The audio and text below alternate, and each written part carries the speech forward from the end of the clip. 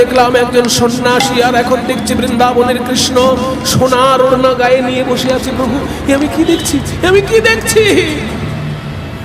মহাপ্রভু বুঝলেন যে আমার আসল স্বরূপটা ধরা পড়ে গেছে। আমি অন্যগুলো তাড়াতাড়ি গা ঢাকার চেষ্টা করছি, আর মুখে বলছে, রামানন্দ, তুমি আমার মধ্যে কৃষ্ণ দেখছো, কি এমন নতুন কথা? আমার জায়গায় অন্য কেউ বসে থাকলেও তার মধ্যে তুমি কৃষ্ণই দেখতে, কারণ তুমি কৃষ্ণ ভক্ত মানুষ, তো তুমি যেদিকে দেখবে কৃষ্ণই দেখবে। কৃষ্ণ ভক্তের স্বরূপ কেমন হয়?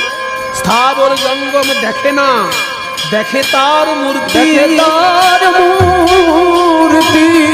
যাহা যাহা নেত্র পড়ে হয় কৃষ্ণ, হয় কৃষ্ণ। যাহা যাহা নেত্র পড়ে হয় ইষ্টদেব, ইষ্টদেব। আমার মধ্যে তুমি কৃষ্ণ দেখে